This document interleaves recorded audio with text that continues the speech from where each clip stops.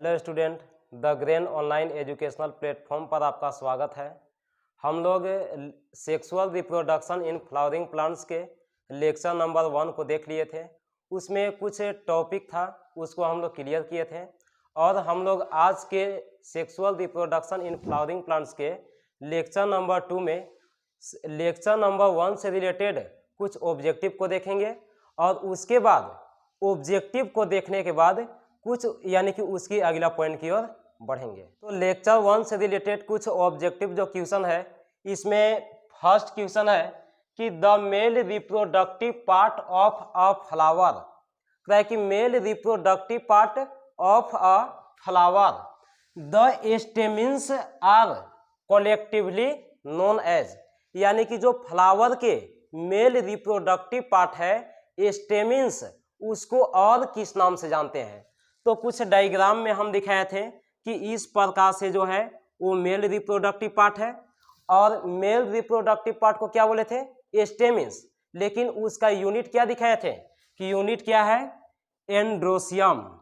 Unit क्या दिखाए कि एंड्रोसियम, यानी कि मेल रिप्रोडक्टिव पार्ट स्टेमिन्स को ही यूनिट के लिए एक के लिए यूज क्या करेंगे, एंड्रोसियम। अब ऑप्शन इसमें है कि एंड्रोसियम है, फिलामेंट है, एंथर है या गाइनोसियम है। तो ऑप्शन कौन होगा, एंड्रोसियम। अब नेक्स्ट क्वेश्चन की ओर बढ़ते हैं। सेकेंड क्वेश्चन क्या है कि which of the following layers in the wall of an anther nourishes the developing pollen grains. Question क्या कह रहा है कि जो एंथर का लेयर है उसमें पोलन ग्रेन को नॉरिशमेंट के लिए यानी कि डेवलप होने के लिए न्यूट्रिशन कौन दे रहा है। तो हम लोग यानी कि लेयर कौन कौन देख लिए थे, पोलन ग्रेन के 4 लेयर देखे, एपिडर्मिस, इंडोथेसियम, मिडिल लेयर और टैपिटम। 4 लेयर के बारे में स्टडी किए थे, लेकिन इसमें से जो 3 लेयर है ये क्या है, प्रोटेक्टिव लेयर। ये क्या था, protective layer. 3 layer protective layer है, बाकी एक जो इनर मोस्ट लेयर है जिसका नाम टैपिटम, यह टैपिटम क्या है, पोलन ग्रेन को डेवलप होने के लिए क्या देगा, न्यूट्रिशन देगा। क्या देगा, न्यूट्रिशन। तो यही क्वेश्चन पूछ रहा है कि एंथर को डेवलप होने के लिए न्यूट्रिशन कौन देता है, कौन देगा, टैपिटम, इनर मोस्ट लेयर। अब हम लोग नेक्स्ट क्वेश्चन थर्ड की ओर बढ़ते हैं। थर्ड क्वेश्चन है कि a typical angiosperm anther is dithecous. कह क्या रहा है कि टिपिकल एंजियोस्पर्म का एंथर क्या है, dithecous, which means that it is, यानी कि डाइथेकस मीन्स क्या है। अब डाइथेकस के दिखाए थे, एक डायग्राम दिखाया हुआ था कि एंथर कैसा है, डाइथेकस। ये स्ट्रक्चर कैसा है, तो ये स्ट्रक्चर जो दिखाई दे रहा है वो एंथर का कैसा है, डाइथेकस स्ट्रक्चर। अब कह रहा है कि विच मीन्स, यानी कि डाइथेकस मीन्स क्या होगा, डाई मीन्स क्या दिखाए थे, 2, और थेकस यानी कि थेकस वर्ड कहां से आया था, थेका मीन्स कैविटी। अब हम लोग ये तो देखें कि डाइथेकस कह रहा है यानी कि 2 कैविटी होगा, लेकिन अब यहां देखेंगे कि कैविटी में लोब भी था। अब फर्स्ट ऑप्शन पढ़ते हैं कि 1 lobe and the lobe has 2 थेका, यानी कि लोब 1 है और लोब के पास 2 थेका है। लेकिन हम लोग क्या देखे थे कि एंथर बाइलोब्ड है। एक और पॉइंट हम लोग देखे थे कि एंथर क्या है, बाइलोब्ड है। बाइलोब्ड कहने का मतलब कि 2 लोब में विभाजित है। यहां से हम लोग इसको ऐसे बांट करके दिखाए थे। और ये क्या है, थेका। ये क्या है, तो थेका है। अब कह रहा है कि 1 lobed and the lobe has 2 थेका, यानी कि 1 लोब है और 1 लोब के पास 2 थेका है। या कह रहा है कि 2 lobe and each lobe has 2 थेका, यानी कि 2 लोब है और 2 लोब के पास, यानी कि प्रत्येक लोब के पास 2 थेका है। हम लोग क्या देख रहे हैं कि लोब कितना है, बाइलोब्ड, यानी कि 2 लोब, और थेका की संख्या कितना, 4, यानी कि इसका राइट आंसर क्या होगा कि 2 lobe and each lobe have 2 theca. Option B is correct. अब हम लोग नेक्स्ट क्वेश्चन 4 की ओर बढ़ते हैं। 4 क्वेश्चन है कह कि pollen grains are formed in, एकदम सिंपल सा क्वेश्चन, कह कि पोलन ग्रेन बनता कहाँ है, इसका निर्माण कहाँ होता है। फर्स्ट ऑप्शन है anther, second stigma, third filament और फोर्थ पोलन सैक। हम लोग क्या देखे थे कि पोलन ग्रेन कहाँ बना था, कहाँ पे, तो एंथर में, यानी कि ये वाला पार्ट एंथर हो गया, इस पार्ट को क्या बोले थे, एंथर। पोलन ग्रेन बना कहाँ, एंथर में। अगर हम लोग स्टार्टिंग देख करके केवल टिक आउट करें तो हम लोग इसको टिक आउट कर देंगे कि एंथर तो सही है, क्योंकि पोलन ग्रेन एंथर में बना था। लेकिन बिना सभी ऑप्शन को पढ़े हुए टिक आउट करने पे हो सकता है कि ये मिस्टेक हो जाए। सेकेंड देखेंगे स्टिग्मा, स्टिग्मा तो नहीं होगा, क्योंकि पोलन ग्रेन यानी कि कहाँ बनेगा, मेल रिप्रोडक्टिव पार्ट से, और स्टिग्मा क्या है, फीमेल रिप्रोडक्टिव पार्ट का यानी कि टाइप है, ये नहीं होगा। फिलामेंट क्या देखे, इसको बोले फिलामेंट। अब ये भी यानी कि नहीं होगा, ये भी कट गया। लेकिन ये फोर क्या है, पोलन सैक। पोलन सैक कहाँ है, पोलन ग्रेन के अंदर पोलन सैक, पोलन यानी कि पोलन ग्रेन और सैक मीन्स थैली, यानी कि जिस थैली में पोलन ग्रेन का निर्माण होगा उसी को क्या बोलेंगे, पोलन सैक।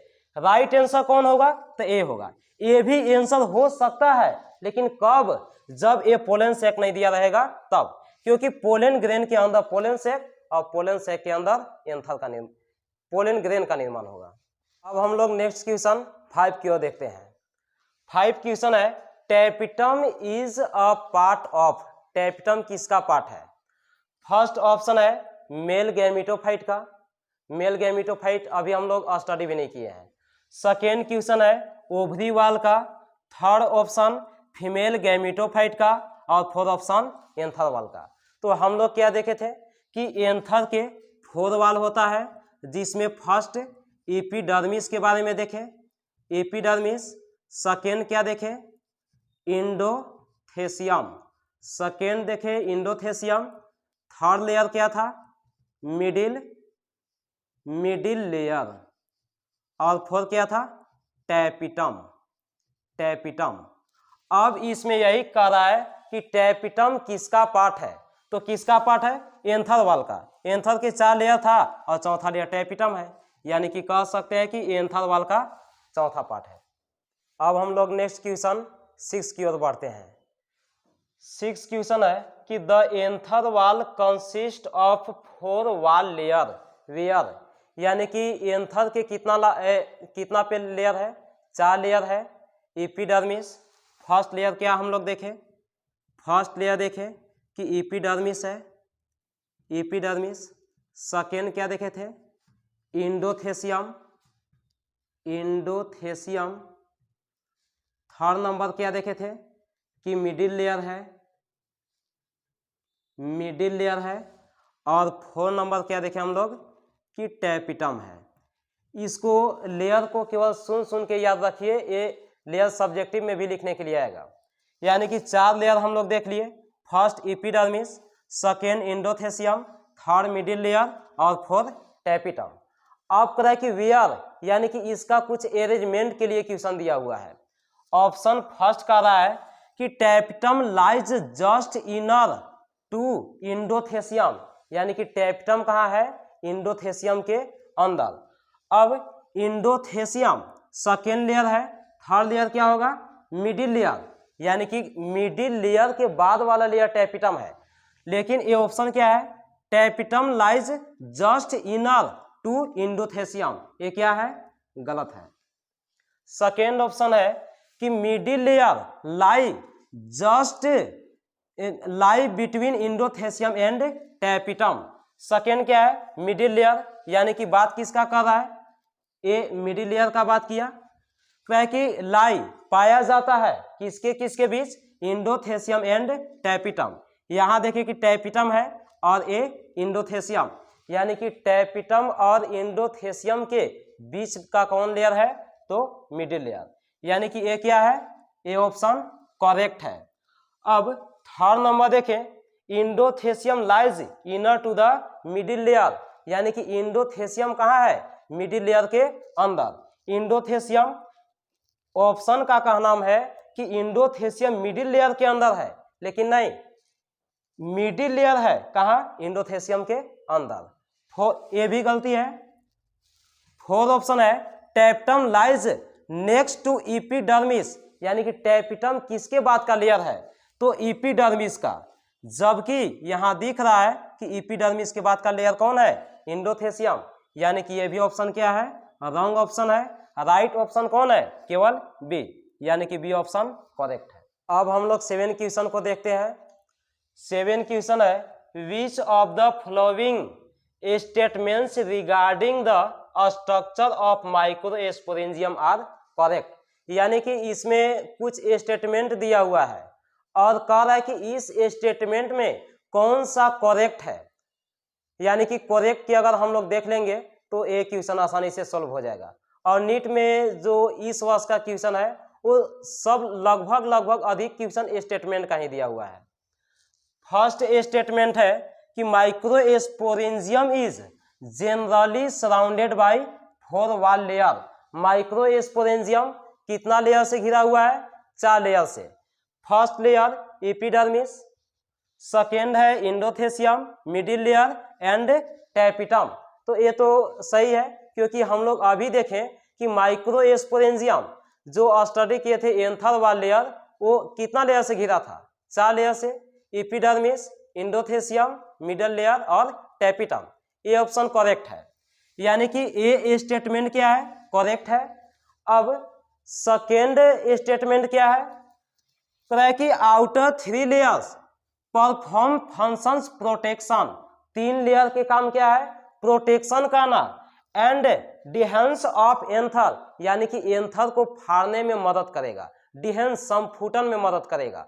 तो हम लोग जो पिछला क्वेश्चन में देखें कि 3 लेयर क्या था, प्रोटेक्टिव लेयर, इन्वायरमेंट से प्रोटेक्शन करने का काम कर रहा था, जिसमें endothecium, middle layer, tapetum 3 layer protection किया, और epidermis, endothecium, middle layer 3 layer protection का काम किया, और टैपेटम जो है वो नॉरिशमेंट यानी कि न्यूट्रिशन देने का काम किया। यानी कि ये ऑप्शन भी क्या है, ये ऑप्शन भी करेक्ट है, सेकेंड ऑप्शन करेक्ट है। थर्ड ऑप्शन देख रहे हैं कि सेल ऑफ टैपेटम, टैपेटम का जो सेल होगा वो कैसा डिवीजन करेगा, meiosis division, and produce microspore tetrad, यानी कि कह रहा है कि टैपेटम के जो सेल है वो मियोसिस डिवीजन करेगा और माइक्रोस्पोर टेट्राड का निर्माण करेगा।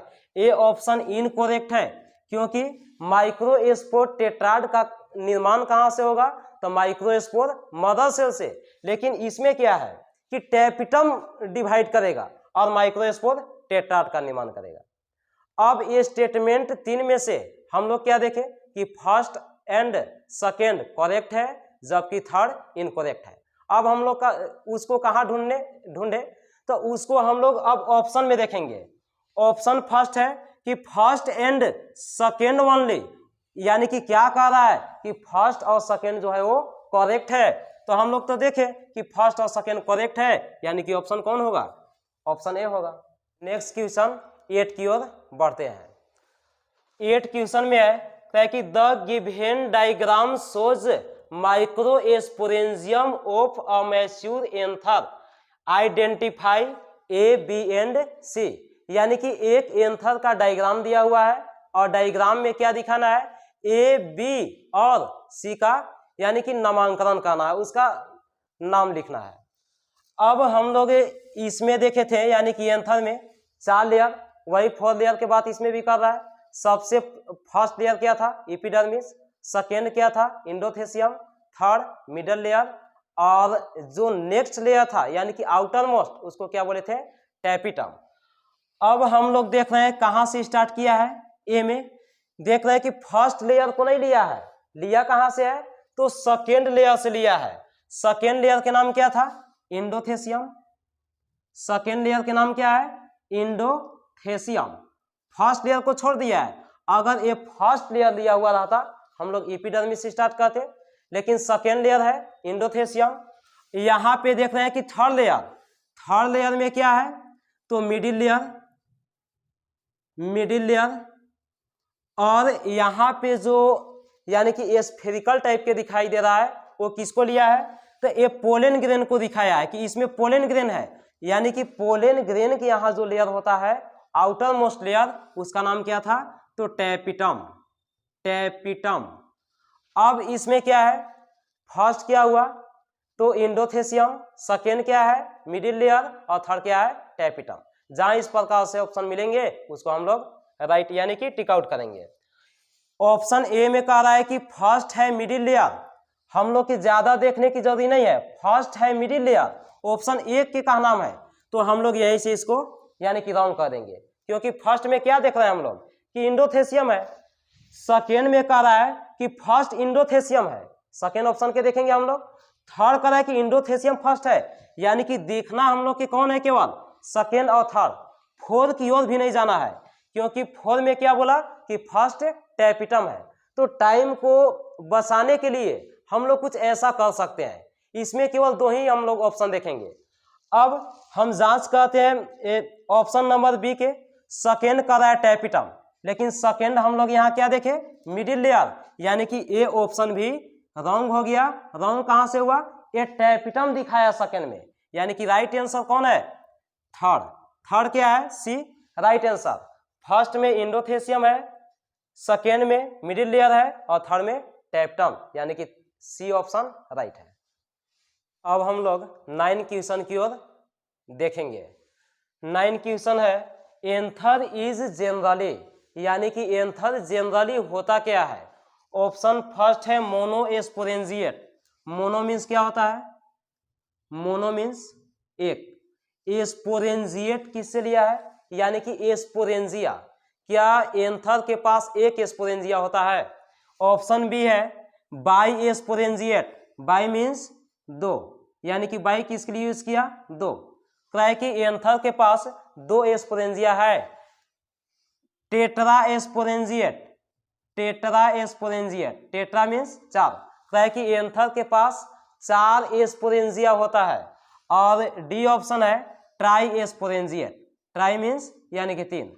अब इस प्रकार से ऑप्शन दिया है कि एंथर कैसा है, मोनोस्पोरेंजिएट है, बाई एस्पोरेंजिएट है, ट्राई एस्पोरेंजिएट या टेट्रा एस्पोरेंजिएट।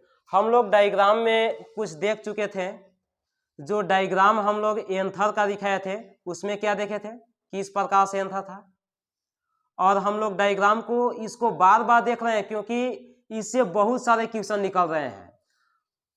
अब इस प्रकार से डायग्राम हम लोग देखे थे, उस डायग्राम में क्या देखे, इसी को क्या बोले थे, एस्पोरेंजियम, इसी को बोले थे एस्पोरेंजियम।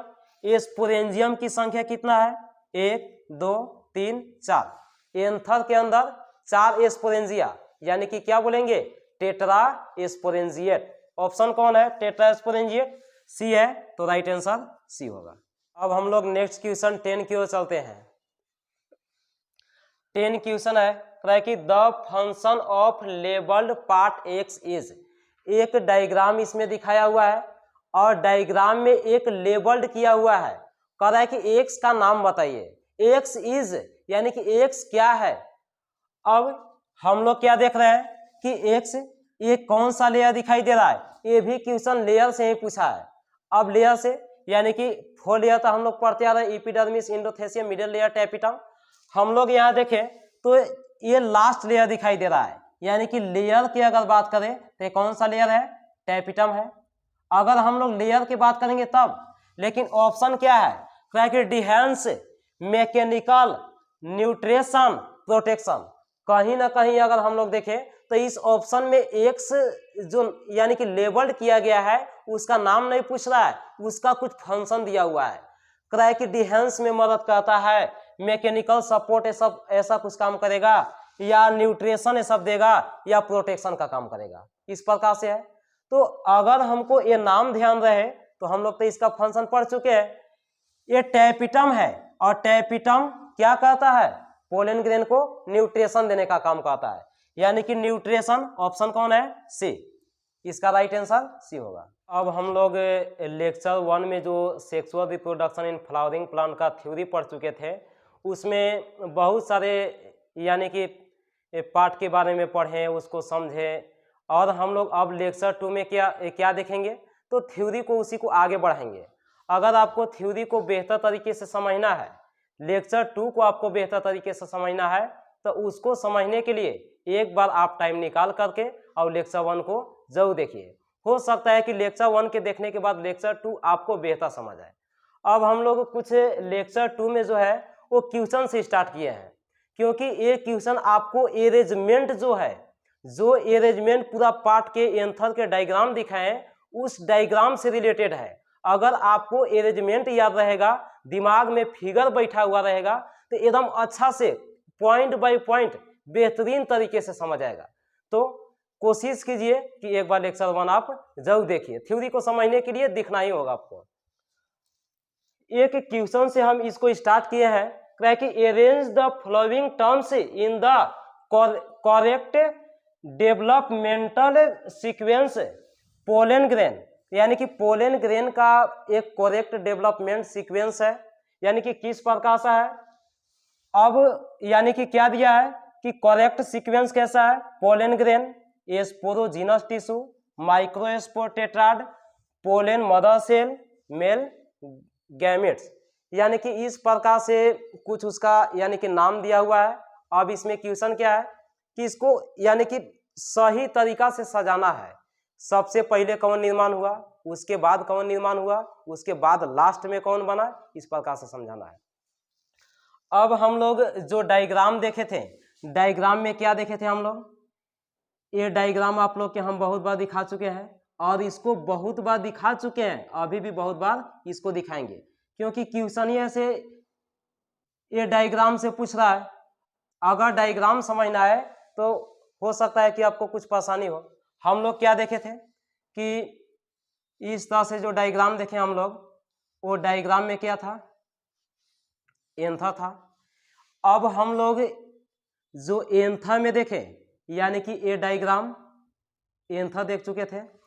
एंथर के अंदर क्या देखें कि माइक्रोस्पोरेंजियम है, इसका नाम हम लोग क्या दिए थे, माइक्रोस्पोरेंजियम।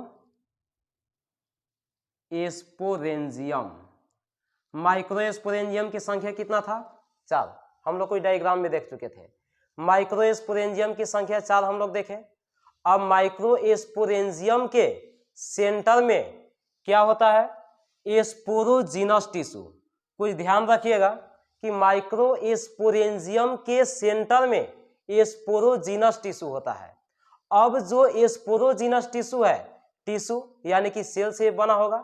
स्पोरोजीनस टिश्यू किससे बना है, तो स्पोरोजीनस सेल से, और स्पोरोजीनस सेल को कहेंगे क्या, माइक्रोस्पोर मदर सेल। यानी कि इस प्रकार से कुछ आपको ध्यान रखना होगा। पहले क्या ध्यान रखना होगा, पोलन ग्रेन के निर्माण के लिए कह रहा है। पोलन ग्रेन निर्माण कहाँ होता है, एंथर में, याद आ गया, एंथर में निर्माण हुआ। अब एंथर के डायग्राम कैसा था, बाइलोब्ड, यानी कि 2 भाग में इस प्रकार से डिवाइड था। एक लोब में स्पोरेंजिया, स्पोरेंजिया कितना था, तो एक लोब में स्पोरेंजिया 2, ये ध्यान आया। स्पोरेंजिया कैसा था, उसी को ध्यान दीजिए कि हम लोग पोलन सेक नाम दिए थे। पोलन सेक यानी कि पराग कण का थैली। अब स्पोरेंजिया के जो सेंटर है, उस सेंटर में एक टिश्यू होता है और उस टिश्यू के नाम क्या है, स्पोरोजीनस टिश्यू। स्पोरोजीनस टिश्यू यानी कि टिश्यू है, किससे मिलकर बना होगा, सेल से। सेल का नाम क्या है, स्पोरोजीनस सेल, और स्पोरोजीनस सेल से स्पोर का निर्माण होगा। स्पोर यानी कि पोलन ग्रेन का, तो पोलन ग्रेन एक स्पोर ही है। अब हम ये भी हम कह सकते हैं कि पोलन ग्रेन का निर्माण जिस सेल से होगा, कुछ पॉइंट को ध्यान दीजिएगा, पोलन ग्रेन का निर्माण किसका बात कर रहे हैं हम लोग, पोलन ग्रेन्स का निर्माण जो सेल करेगा, उस सेल को क्या हम उसका मदर कह सकते हैं। हमारा निर्माण जो किया, जिनके द्वारा हुआ, क्या हम मदर नहीं कह सकते, उनको कह सकते हैं। तो पोलन ग्रेन का निर्माण जिस सेल से हुआ उसको क्या बोलेंगे, पोलन मदर सेल। उसको क्या बोलेंगे, pollen mother cell. Pollen grain को याद कीजिए कि हम क्या बोले थे, इसको माइक्रोस्पोर भी कह सकते हैं। वो पूर्ण रूप से डेवलप नहीं हुआ है, माइक्रोस्पोर कह सकते हैं। पोलन ग्रेन को ही हम क्या नाम दे सकते हैं, माइक्रोस्पोर। तो इसे भी हम कह सकते हैं कि माइक्रोस्पोर मदर सेल है। जैसे पोलन ग्रेन के हम माइक्रोस्पोर बोले तो इसको भी हम कह सकते हैं क्या है, माइक्रोस्पोर मदर सेल है। तो इसको पॉइंट को समझने के लिए आपको डायग्राम को एकदम बेहतरीन तरीका से याद होना चाहिए। अब कुछ हम लोग अरेंजमेंट को देखते हैं। अरेंजमेंट में सबसे पहले निर्माण किसका होगा, सबसे पहले तो एंथर, एंथर यहाँ है नहीं। एंथर के अंदर यानी कि पोलन सैक देखें, पोलन सैक के सेंटर में क्या है, स्पोरोजिनस टिश्यू। स्पोरोजिनस टिश्यू में एक प्रकार का सेल होगा जिसको क्या बोलेंगे, स्पोरोजिनस सेल, और उस सेल का नाम क्या है, microspore mother cell. Microspore mother cell. अगर हम लोग प्लॉइडी के लिए हम बात करें, ये 2n यानी कि डिप्लॉयड होगा, ये भी क्या होगा, 2n डिप्लॉयड होगा। अब माइक्रोस्पोर मदर सेल किसका निर्माण करेगा, तो माइक्रोस्पोर टेट्राड का। टेट्राड कहने का मतलब कि मान लेते हैं कि ये क्या है, माइक्रोस्पोर मदर सेल है, इसको हम शॉर्ट में क्या बोलेंगे, MMC, माइक्रोस्पोर मदर सेल। अब ये मियोसिस डिवीजन करेगा, और मियोसिस डिवीजन यानी कि कह सकते हैं मियोसिस फर्स्ट। मियोसिस फर्स्ट में किसका निर्माण होगा, एक से कितना, 2 का निर्माण हो जाएगा। मियोसिस सेकेंड करेगा, मियोसिस सेकेंड 2 से कितना निर्माण हो गया, 4 का निर्माण हो गया। यानी कि इस प्रकार से इसको दिखाया जा सकता है, 4 का निर्माण हो गया। लेकिन माइक्रोस्पोर मदर सेल से 4 क्या बना, यानी कि माइक्रोस्पोर का निर्माण हुआ, इसको क्या कह सकते हैं, माइक्रोस्पोर।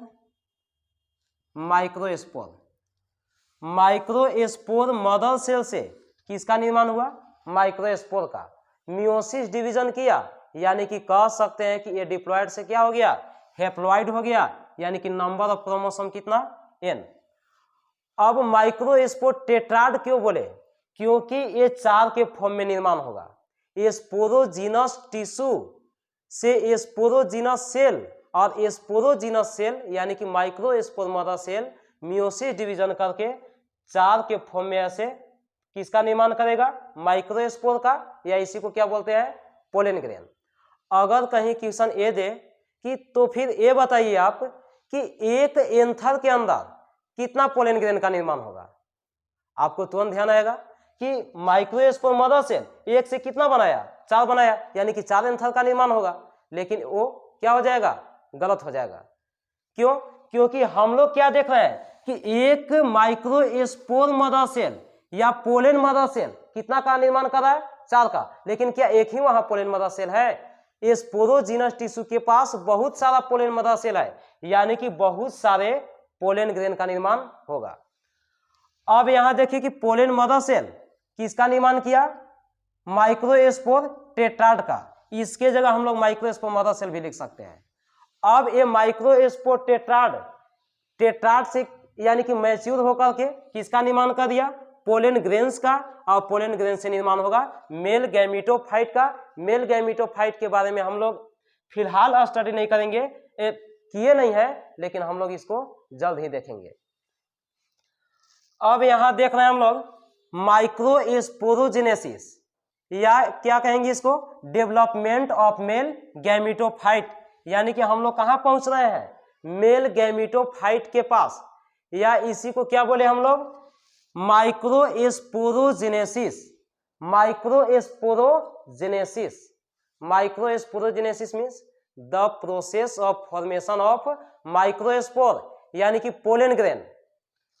अब यानी कि इसको क्या कह सकते हैं कि the process of formation of microspores from pollen mother cell. हम लोग कहां पहुंचे, यहां पहुंचे, माइक्रोस्पोर का निर्माण हो रहा है किससे, पोलन मदर सेल से या माइक्रोस्पोर मदर सेल से। इसको हम क्या लिख सकते हैं, PMC, यानी कि क्या देखे, the process of formation of microspore from pollen mother cell या microspore mother cell is called microsporogenesis. यानी कि पोलन मदर सेल से पोलन ग्रेन का निर्माण की जो प्रक्रिया है उसी को क्या बोलेंगे, माइक्रोस्पोरोजेनेसिस। हम लोग क्या देखे, तो देखें कि माइक्रोस्पोर मदर सेल से माइक्रोस्पोर टेट्राड का निर्माण हुआ। किस डिवीजन द्वारा? तो मियोसिस डिवीजन के द्वारा। अब हम लोग यहाँ एक डायग्राम भी दिखाया हुआ है कि ये क्या है, माइक्रोस्पोर मदर सेल, मियोसिस 1 हुआ, माइक्रोस्पोर डायड का निर्माण हुआ, यानी कि कह सकते हैं इसका न्यूक्लियस कितना भाग में टूटा? 2 भाग में। जब मियोसिस कंप्लीट हो गया तो किसका निर्माण हो गया? माइक्रोस्पोर टेट्राड का निर्माण हुआ। टेट्राड कहने का मतलब कि 4 के फॉर्म में है। माइक्रोस्पोर का निर्माण कितना होगा? यानी कि एक माइक्रोस्पोर मदर सेल से 4 माइक्रोस्पोर का निर्माण होगा। अब नेक्स्ट पॉइंट कर रहा है कि as the anthers mature, anthers क्या होगा? मैच्योर होगा एंड डिहाइड्रेट, एंथर मैच्योर होकर के, यानी कि एंथर के अंदर पोलन ग्रेन बन जाएगा। पोलन ग्रेन मैच्योर होने के बाद एंथर मैच्योर होकर के फट जाएगा, डिहाइड्रेट होगा। The microspore dissociate from each other and develops into pollen grain, यानी कि माइक्रोस्पोर मैच्योर होकर के और किसका निर्माण करेगा? पोलन ग्रेन का। इसलिए हम लोग स्टार्टिंग वीडियो से ही देखते आ रहे हैं कि माइक्रोस्पोर या पोलन ग्रेन वही सेम कहेंगे हम लोग। माइक्रोस्पोरेंजियम, यानी कि उसको भी देखें कि माइक्रोस्पोरेंजियम या पोलन सेक, हम लोग एक ही स्ट्रक्चर को कहेंगे, बस एक मैच्योर है और एक मैच्योर नहीं है। हम लोग क्या देखें? तो देखें कि पोलन ग्रेन का निर्माण हो गया, और निर्माण किससे हुआ? तो माइक्रोस्पोर से।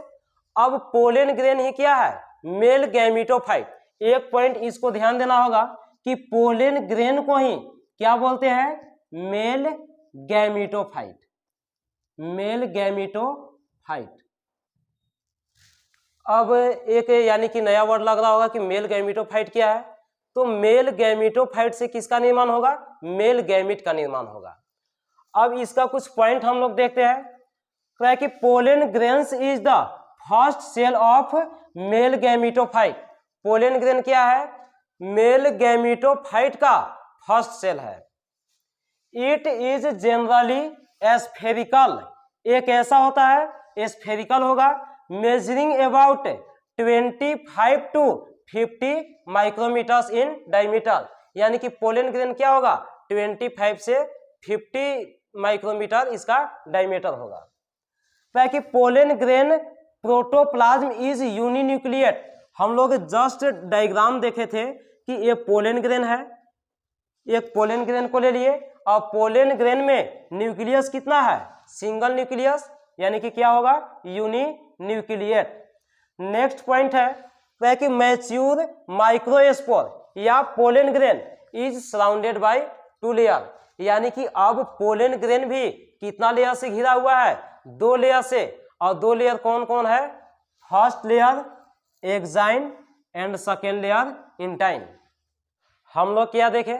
तो देखें कि पोलन ग्रेन यानी कि 2 लेयर से सराउंडेड है, और फर्स्ट लेयर क्या है? Exine, second layer intine. अब हम लोग फर्स्ट लेयर के बारे में कुछ देखेंगे। अब फर्स्ट लेयर देख रहे हैं कि एक्साइन। एक्साइन कैसा है? क्या कि the outer layer of pollen grain is called exine. Diagram में लेयर दिखाया हुआ है कि लेयर कितना है? 2 layer. Outer layer pollen grain का एक्साइन, और इनर लेयर क्या है? इंटाइन। यही कह रहा है कि the outer layer of pollen grain is called exine.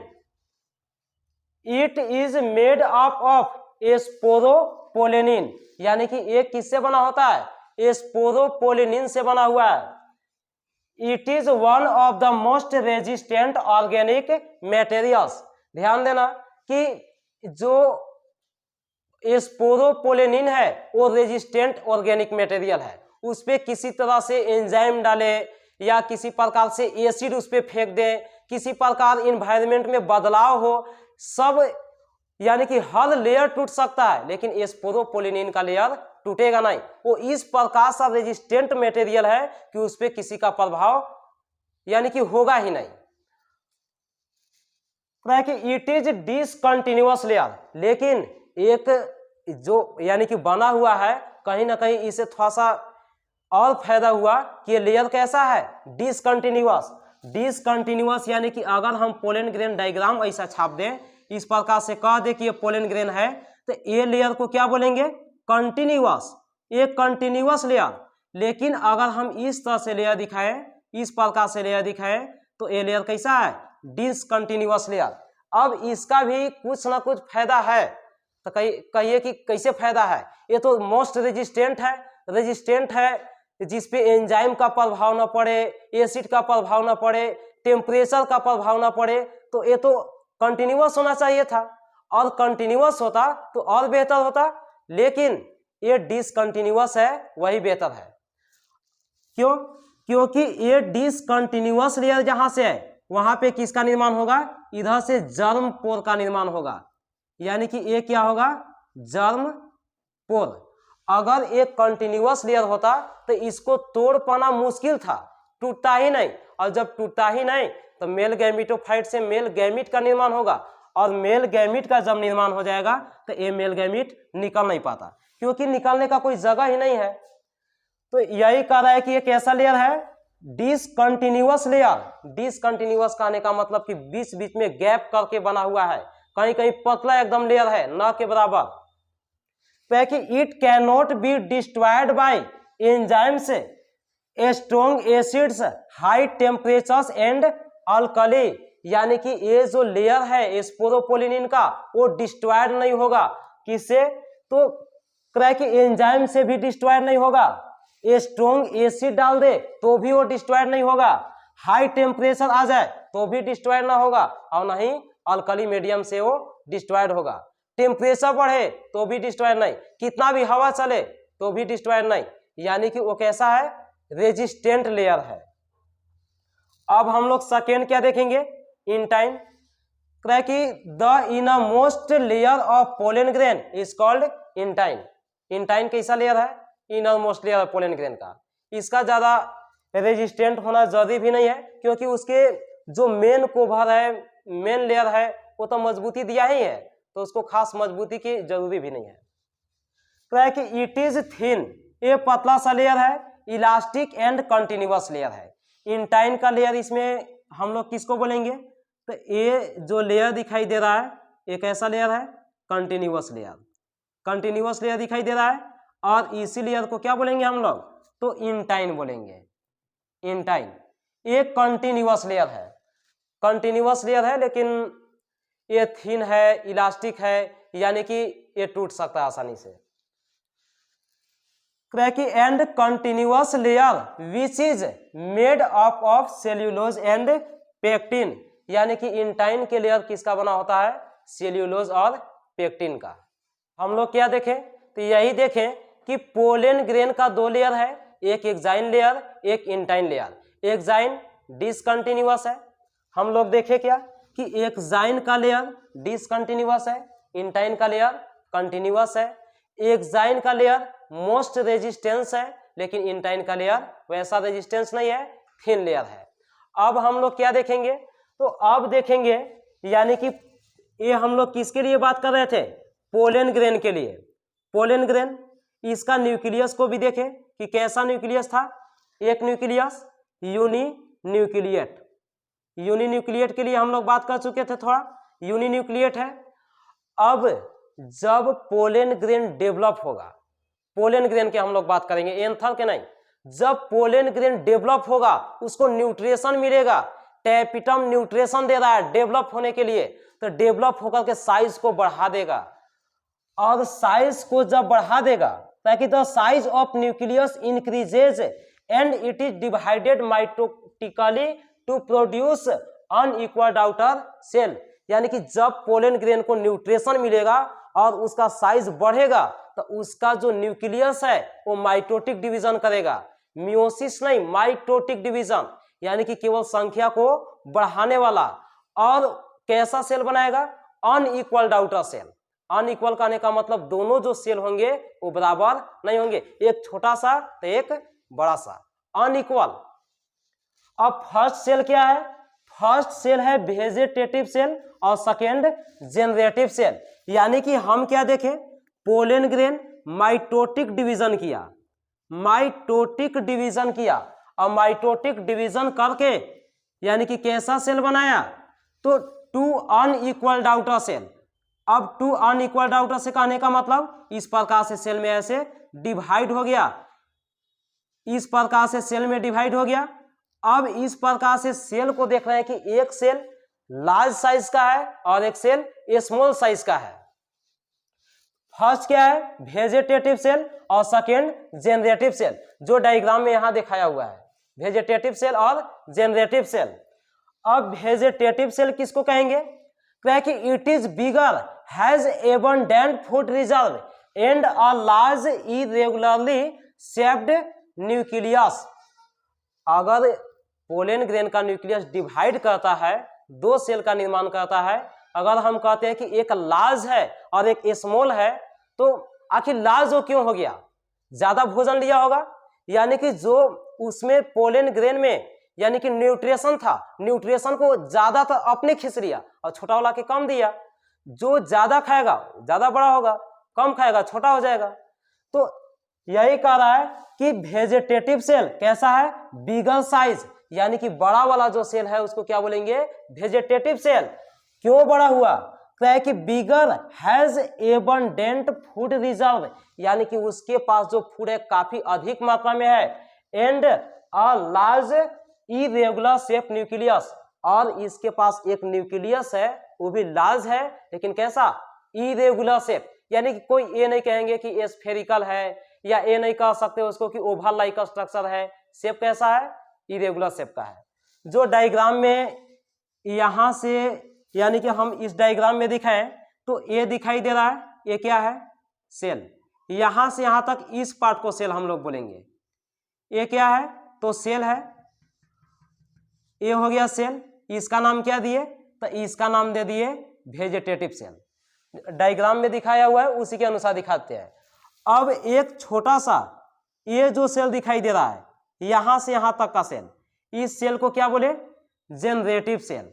Vegetative cell का न्यूक्लियस कैसा है, इरेगुलर, ये ओवल लाइक दिखाई दे रहा है, स्फेरिकल टाइप कुछ थोड़ा, लेकिन इसका न्यूक्लियस कैसा होगा, इरेगुलर, यानी कि कोई इसका नियमित आकार नहीं है कि स्फेरिकल ओवल ए प्रकार सा।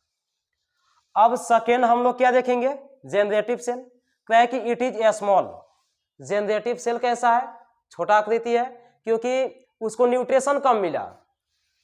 ए spindle shaped with dense cytoplasm and a nucleus, एक ऐसा शेप है, तो स्पिंडल शेप, स्पिंडल शेप कहने का मतलब कि ए प्रकार सा होगा, इस तरह से होगा स्पिंडल शेप। अब साइटोप्लाज्म धंसा हुआ है, डेंस, क्यों धंसा हुआ है, यहाँ देखिए ये साइटोप्लाज्म इसका धंसा हुआ है, यानी कि डेंस कहने का मतलब साइटोप्लाज्म उसका नजदीक है। नजदीक क्यों है, क्योंकि बड़ा वाला के प्रभाव के कारण वो दब गया, और दबने के कारण उसका जो साइटोप्लाज्म है नजदीक चलाया, और उसके पास एक क्या है, न्यूक्लियस है। इसका लेयर के बारे में हम लोग देख लिए। अब हम लोग क्या देखेंगे कि जो पोलन ग्रेन है, यानी कि पोलन ग्रेन को हम क्या देखें कि अभी हम लोग फिलहाल जो देखें वो पोलन ग्रेन इस प्रकार से एक वेजिटेटिव सेल के बारे में देखें, वेजिटेटिव सेल के बारे में इस प्रकार से देखें, जो लार्ज साइज है वेजिटेटिव सेल और स्मॉल जेनरेटिव सेल। स्मॉल क्या है, जेनरेटिव सेल, यानी कि इसको शॉर्ट हम लिखे तो GC लिख देते हैं, जेनरेटिव सेल लिखा हुआ है। वेजिटेटिव सेल के लिए V और C लिख देते हैं, वेजिटेटिव सेल। अब इस डायग्राम में अगर हम देखें तो कितना सेल स्टेज का है, दो सेल दिखाई दे रहा है, एक वेजिटेटिव सेल और दूसरा जेनरेटिव सेल।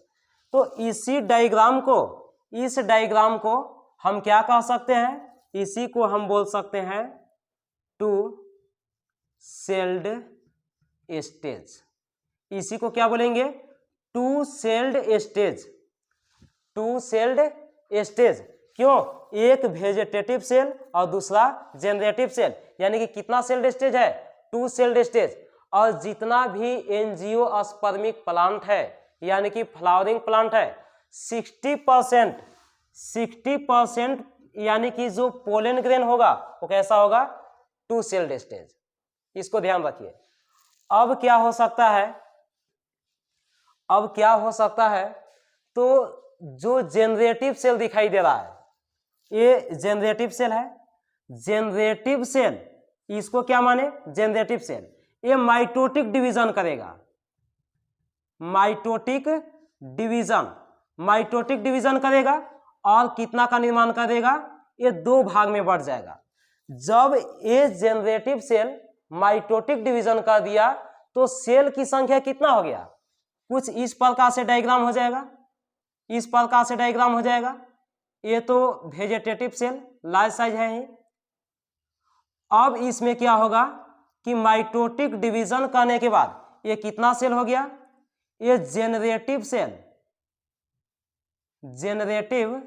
सेल इसका संख्या कितना 2, और एक हो गया वेजिटेटिव सेल, ये हो गया वेजिटेटिव सेल, यानी कि सेल की संख्या कितना हो गया 3 हो गया, इसलिए इसको क्या बोलेंगे 3 celled stage. 60% 2 celled stage pollen grain और 40% 3 सेल्ड स्टेज पोलन ग्रेन होगा। लेकिन 3 सेल्ड स्टेज कब होगा, तो जब जेनरेटिव सेल माइटोटिक डिवीजन करेगा तो वो पोलन ग्रेन जो है वो 3 सेल्ड स्टेज हो जाएगा। हम लोग क्या देखें, तो पोलन ग्रेन जो है वो 60% क्या होगा 2 सेल्ड स्टेज और 40% 3 सेल्ड स्टेज। अब कुछ पॉइंट की ओर बढ़ते हैं। 60% of angiosperms pollen grains are shed at 2 celled stage, यानी कि 60% जो एंजियोस्पर्मिक प्लांट है उसमें पोलन ग्रेन क्या होगा 2 सेल्ड स्टेज का होगा। नेक्स्ट पॉइंट है 40% of angiosperms pollen grains are shed at 3 celled stage, यानी कि 40% एंजियोस्पर्मिक प्लांट है उसमें पोलन ग्रेन कितना सेल्ड स्टेज का होगा 3 सेल्ड स्टेज। एंजियोस्पर्म्स कहने का मतलब कि फ्लावरिंग प्लांट जिसमें फूल लगे हुए होते हैं। नेक्स्ट पॉइंट की ओर हम लोग चलेंगे, क्या है कि pollen grains of certain species can cause allergy. बहुत इंपॉर्टेंट क्वेश्चन है, जैक बोर्ड के लिए इंपॉर्टेंट क्वेश्चन। पोलन ग्रेन किसका कारण हो सकता है, एलर्जी का कारण होता है। किसी का एलर्जी होता है, जैसे मान लीजिए कहीं फूल देखा के अच्छा था, किसी को लगता है, हम उसके नजदीकी बढ़े और जब यहाँ इसको सूंघेंगे पोलन ग्रेन कहाँ जाएगा, नाक के पास, रेस्पायरेटरी सिस्टम में जाएगा और रेस्पायरेटरी सिस्टम में जाने के बाद छींक आना स्टार्ट हो जाएगा। ये क्या हुआ, एलर्जी हुआ। तो यही कह रहा है कि कुछ जो पोलन ग्रेन है वो एलर्जी भी उत्पन्न करती है। क्या है कि allergic and bronchial afflictions in some people leading to chronic respiration disorder, asthma और ब्रोंकाइटिस, यानी कि इस प्रकार से डिसऑर्डर उत्पन्न करती है जिसमें रेस्पायरेटरी सिस्टम को परेशानी हो सकता है, एलर्जी उत्पन्न कर सकती है। तो कभी कभी पूछेगा कि यानी कि एलर्जी किसके कारण हो सकता है, पोलन ग्रेन भी उसका कारक है, फैक्टर है एलर्जी का। कुछ ऐसे भी प्लांट है जिसका पोलन ग्रेन एंथा से निकलने के बाद केवल एक्टिव कितना रहेगा, तो 30 मिनट तक रह सकता है। लेकिन कुछ ऐसा भी पोलन ग्रेन है जिस यानी कि जो एंथा से निकलने के बाद कुछ मंथ तक भी ऐसे वो रह सकता है।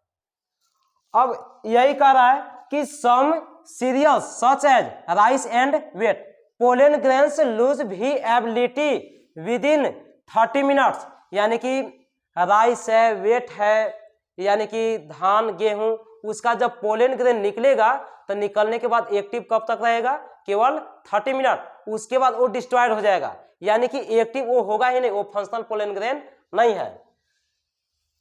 तो है कि 30 minutes of their release and in some members of Rosaceae, Leguminosae and Solanaceae they maintain viability for month, यानी कि कुछ प्लांट ऐसा भी है, कुछ मेंबर उसका जिसमें पोलन ग्रेन कुछ मंथ तक एक्टिव रह सकता है। जैसे एंथा से निकल गया, एंथा से निकलने के बाद कुछ मंथ तक वो सर्वाइव एक्टिव रह सकता है। लेकिन कुछ में ऐसा भी है कि पोलन ग्रेन रिलीज होने के 30 मिनट तक वो यानी कि जो एक्टिव है वो एक्टिव नहीं रहेगा, उसके बाद खत्म हो जाएगा। नेक्स्ट पॉइंट क्या है, तो है कि केमिकल सब्सटेंसेज इन पोलन ग्रेन्स। पोलन ग्रेन में कुछ केमिकल सब्सटेंस होता है और वो केमिकल सब्सटेंस क्या है, तो है कि the pollen grains contain protein. देखिए पोलन ग्रेन्स में क्या है, प्रोटीन। वाह, प्रोटीन तो आप लोग जानते होंगे, ये बॉडी को यानी कि बनाने के लिए, डेवलपमेंट के लिए हो गया सबसे जरूरी है, और पोलन ग्रेन में प्रोटीन भी है। यानी कि पोलन ग्रेन के पास क्या है, प्रोटीन है, मिनरल्स है, विटामिन बी है। The pollen grains is also available in market. और पोलन ग्रेन कहाँ है अवेलेबल है, तो मार्केट में भी है। किस रूप में, किस नाम से, तो पोलन टैबलेट्स के नाम से। हम लोग क्या देखे कि पोलन ग्रेन जो है उसमें क्या है, तो प्रोटीन है, मिनरल्स है, और क्या है, तो विटामिन बी, यानी कि बहुत न्यूट्रिशन उसमें है, और वो मार्केट में भी उपलब्ध है। किस नाम से जाना जाएगा, पोलन टैबलेट के रूप में। तो पोलन टैबलेट हम लोग यूज कर सकते हैं। कब यूज करेंगे, अगर लगे कि हम लोग की एनर्जी कम हो गया। जैसे इसका यूज जनरली जैसे फुटबॉल खेलने वाले होते हैं, जिसको ज्यादा वर्क करना पड़ता है, बार बार वर्क कर रहा है, तो उन लोग जो है वो पोलन टैबलेट का यूज करते हैं। क्यों, एनर्जी के लिए, प्रोटीन है, न्यूट्रिशन है, और उससे लार्ज अमाउंट में न्यूट्रिशन उनको मिलता है, जिससे ताकत, एकदम जबरदस्त ताकत मिलेगा। फुटबॉल को मारे और सीधे गोल। अब हम लोग नेक्स्ट पॉइंट क्या देखने वाले हैं, अब हम लोग देखेंगे स्टोरेज ऑफ पोलन ग्रेन। क्या जो हम लोग अभी देखे कि कुछ पोलन ग्रेन कितना देर तक यानी कि स्टोर रहेगा, कहने का मतलब एक्टिव रहेगा 30 मिनट्स, कुछ पोलन ग्रेन 30 मिनट्स तक, तो कुछ पोलन ग्रेन कितना एक्टिव कितना देर तक रह सकता है, तो यानी कि कुछ मंथ तक एक्टिव रह सकता है। लेकिन हम लोग अगर ऐसा चाहें कि नहीं, हमको पोलन ग्रेन को और अधिक टाइम तक एक्टिव रखना है, जैसे मान लेते हैं कि राइस ही है या वेट है, उसको पोलन ग्रेन को हम एक्टिव रखना चाहते हैं, तो यानी कि एक्टिव किस तरह से रख सकते हैं, कि द प्लेस, पहले पॉइंट ध्यान दीजिए कि जिस स्थान पे पोलन ग्रेन को स्टोर रखा जाता है उस स्थान को क्या बोलेंगे, पोलन बैंक। यानी कि कह सकते the place where pollen grains are store, जिस स्थान पे पोलन ग्रेन को स्टोर रखेंगे उस स्थान को क्या बोलेंगे, पोलन बैंक बोलेंगे। कि it is possible to store pollen grains of a large number of species for years in liquid nitrogen. यानी कि उसको जब पोलन ग्रेन को स्टोर रखना होगा, अगर हम लोग चाहते हैं कि बहुत साल तक पोलन ग्रेन को हमको रखना है, तो कहाँ रखना होगा, लिक्विड नाइट्रोजन, यानी कि नाइट्रोजन के लिक्विड में। लेकिन उसका टेम्परेचर कितना होना चाहिए, कितना होना चाहिए, -196 डिग्री सेल्सियस। पोलन ग्रेन को रखने के लिए उसका टेम्परेचर कितना होना चाहिए, माइनस में होना चाहिए 196 डिग्री सेल्सियस। और जहां पे हम लोग रखेंगे उसको क्या बोलेंगे, पोलन बैंक। अब रखने का यानी कि रखने का नौबत क्यों होगा, क्यों हम लोग उसको रखेंगे, तो हो सकता है कि मान लेते हैं कि कोई ऐसा फ्लावर है या कोई प्लांट है, उसमें यानी कि फूल तो लग रहे हैं, फ्लावर आ रहे हैं, लेकिन यानी कि फ्रूट का डेवलपमेंट नहीं हो रहा है, फ्रूट बन नहीं पा रहा है। क्यों नहीं बन पा रहा है, हो सकता है कि वहाँ पोलन ग्रेन उसका एक्टिव ना हो, या पोलन ग्रेन डिस्ट्रॉयड हो जाए, पोलन ग्रेन की कमी हो। तो जिस प्लांट का यानी कि फ्रूट नहीं लग रहा होगा, उस प्लांट के पोलन ग्रेन हम लोग मार्केट से खरीदेंगे और उसको ऐसे छिड़क देंगे, तो वहां पे फल का निर्माण होना, फ्रूट का बनना स्टार्ट हो जाएगा। अब जाते जाते आप लोग के लिए 2 शब्द कहना चाहेंगे, और खासकर उन बच्चों के लिए जिनके मन में इस तरह से बातें आती है कि ये काम हमसे होगा या ना होगा, इस काम को करें या ना करें, क्या हम इस काम में सक्सेस हो पाएंगे। इस प्रकार से बहुत सारे बच्चे हैं जो इस प्रकार से सोचते हैं। तो इनके लिए हम कहना चाहेंगे कि तट पर बैठे बैठे तेरा हाथ कहाँ कुछ पाएगा, तट पर बैठे बैठे तेरा हाथ कहाँ कुछ पाएगा, रत्न मिलेंगे तुझको जब सागर के तह में जाएगा, कुछ ना आएगा हाथ में, कुछ ना आएगा हाथ में, समझना डुबकी अभी अधूरी है, कुछ ना आएगा हाथ में, समझना डुबकी अभी अधूरी है, चाहे जितना भी मुश्किल हो पहला कदम जरूरी है। यानी कि कितना भी अगर मुश्किल काम होगा तो सोचने से नहीं होगा, उसके लिए कदम बढ़ाना होगा।